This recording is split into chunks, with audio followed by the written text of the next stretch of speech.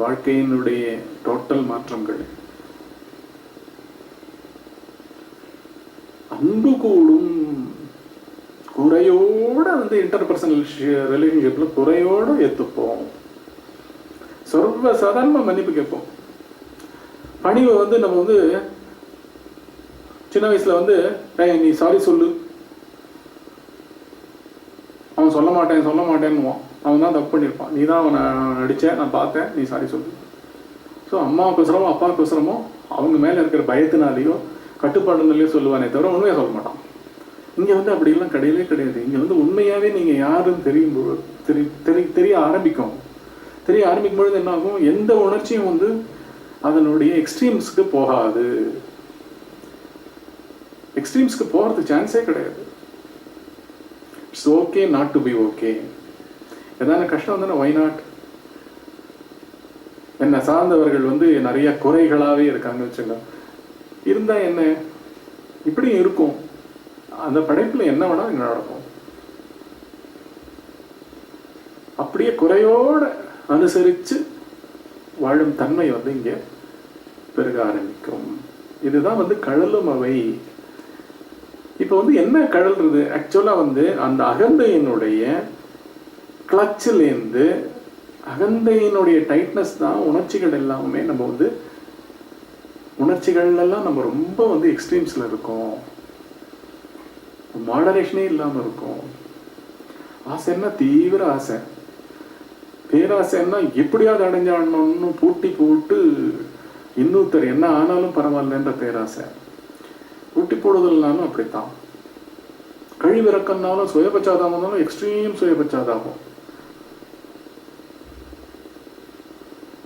எனக்கு மாத்திரம் ஏன் இப்படி நடக்கணும், அங்கேயும் எல்லா இடத்துலையும் பார்த்தீங்கன்னா எல்லாமே வந்து எக்ஸ்ட்ரீம்ஸ்லேயே இருக்கும். இது வந்து அதுக்கு அந்த இதெல்லாம் வந்து உணரத்துக்குத்தான் அந்த உடலாக அந்த சென்டர் ஈகோ பிறந்து இந்த கஷ்டங்கள், அதனால்தான் துக்கங்கள், கஷ்டங்கள், அசௌகரியங்கள், அன்கம்ஃபர்டபுள் ஸ்டேட்ஸ் எல்லாமே வந்து அங்கே வந்து குருவா வந்து அங்கே நடந்துட்டு இருக்கு. அந்த வெளியிலேருந்து அவைகள் உள்ள தள்ள புத்தி என்ன ஆகும், பரவாயில்ல டிசென்ட்டோட நான் இருக்கேன். இப்போ டெமோக்ரஸியில் என்ன சொல்றேன், டிசென்ட், எஸ், எதிர்மறை கருத்து இருந்தால் பரவாயில்ல, அந்த கருத்தையும் இங்கே ஏற்றுண்டு அதுக்கும் ஒரு இடம் இருக்குதுங்க அப்படின்னு சொல்லி தானே டெமோக்ரஸியில் இருக்கணும்ன்ற. அதை போல இங்கே எல்லாத்தையுமே not to be okay is also okay. ஒய்ன்றது போல ஒய் மீன்றது போல ஒய் நாட் மீ அப்படின்றதும் ஓகே. ஒய் மீயும் ஓகே, ஒய் நாட் மீயும் ஓகே. எதுவும் பெருசு கிடையாது, எதுவும் தாழ்வு கிடையாது, எதுவுமே எதுவும் கிடையாது. அடுத்த செகண்ட்ல நடக்கிற அன்ஃபோல்ட் ஆகிற எந்த ஒரு உணர்ச்சியும் எதுக்குமே வந்து இங்கே திட்டமான ரிஜெக்ஷனும் கிடையாது, ஏற்றுக்கொள்ளுதலும் கிடையாது. இதுதான் வந்து சொல்ற பை அண்ட் பை என்ன ஆகும், எல்லாத்துலேயும் ஒரு மித உணர்ச்சி வரும். இப்போ என்ன ஆகும்னா எப்பவுமே வந்து ஒரு இன்டெலிஜென்ஸும் இருக்காது, ரிட்ராக்ஷனும் இருக்காது, அப்படியே பின்வாங்குதலும் இருக்காது. எதுக்குமே வந்து ஃபர்ஸ்ட் கமெண்ட் அடிக்கிறவன் வந்து அவன் தனிவான், உள்பேச்சு நிறைய தனியும், உள்பேச்சு தனிய உள்ள வந்து நிறைய சாந்தம் நிலவும். சாந்தம் நிலவ இந்த ஆன்ம குருன்னு சொல்லப்படுற அந்த புத்தி தெளிவு வந்து இறங்க என்ன ஆகும்னா இன்னும் வந்து நிறைய கண்ண மூடி உட்காந்துன்னு நிறைய தாரணா தியான சமாதி பழகிட்டு போகலாமா அப்படின்னு கிடைக்கிற நேரத்துல எல்லாம் தோண ஆரம்பிக்கும். அதுதான் இந்த உலகத்திலேயே நீங்க ஒவ்வொருத்தரும் பண்ணக்கூடிய ஒரு அற்புதமான உலக சேவை. இது எல்லா சேவையிலையும் வந்து சேவை பண்றவனே வந்து ஆல்ரெடி ஒரு பொசிஷன் எடுத்தவன். அது வந்து ஒரு ஆல்ரெடி அவன் வந்து அவன் சேவை பண்றதுக்கு, அங்க சேவையை ரிசீவ் பண்றதுக்கு ஒரு ஆளை வந்து சிருஷ்டிச்சுட்டான். அவன் ஒரு கீழான நிலையில சேவையை வாங்கும் நிலைகள்ல இருக்கிற சூழ்நிலைகளை அவன் பொறுத்தின்றதுனால தான் இவன் சேவை செய்பவனா அங்க இறங்கலாம். இங்க இது எதுவுமே கிடையாது. இது மிக மிக உன்னதமான நிலைகள், மனத்தை தாண்டிய நிலைகள், இந்த இந்த இந்த பிரபஞ்சத்தை தாண்டிய நிலைகள். இது இந்த நிலைகள்ல சர்வசாதாரணமா இந்த நிலையே, பெருநிலையே, மெய்நிலையே, மெய்ப்பொருள் நிலையே, பரம்பொருள் தன்மையே, அவதாரமாக கொண்டு இருந்தவர்கள் வாயிலேந்து வந்த வாக்குகள் தான் இந்த தன்மை. இதை இப்போ பார்க்கலாம். கண்டவரே அந்த அகந்தையினுடைய எழுச்சினால்தான் இங்கே எழுந்துக்கிறது.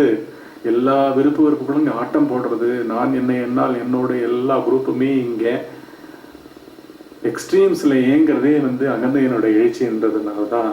ஸோ இந்த அகந்தையே எங்கேருந்து எழும்புகிறது, எங்கே இருந்து உதிக்கிறது, எங்கே சென்று மறைகிறது அப்படின்றத அந்த உண்மையை கண்டவர்கள், அவரே உண்மையை கண்டவர்கள், அவர்களுக்கு கலக்கமே இல்லை.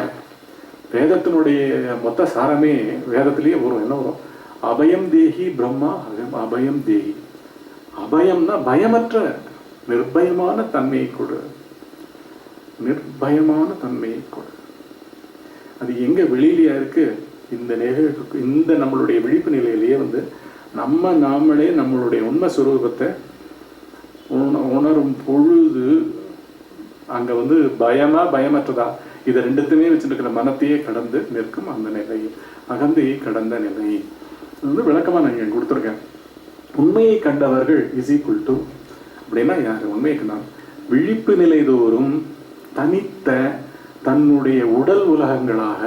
இப்போ நான் எழுந்தின உடனே தான் என்னுடைய பெண்ணுக்கு ஸ்கூலில் போய் அப்ளிகேஷன் வாங்குறது, என்னுடைய ஆஃபீஸில் பல கமிட்மெண்ட்ஸை ஃபேஸ் பண்ணுறது, என்னுடைய ஃபைனான்ஷியல் கிரைசிஸ் எல்லாம் நான் மீட் பண்ணுறது அப்படின்னு அனந்த கோடி விவகாரங்களும் எழுந்துக்க போகுது. அதனால தான் அனந்த கோடி விவகாரங்கள் தான் உலக விவகாரங்கள். இந்த உடலாக நான் எழுதுக்கணும், உடல் நானுன்ற பாவத்தோட இந்த மனம் முழிச்சுக்கணும். ஸோ மனம், உடல், உலகம் மூணுமே மனத்தில் இருக்கு.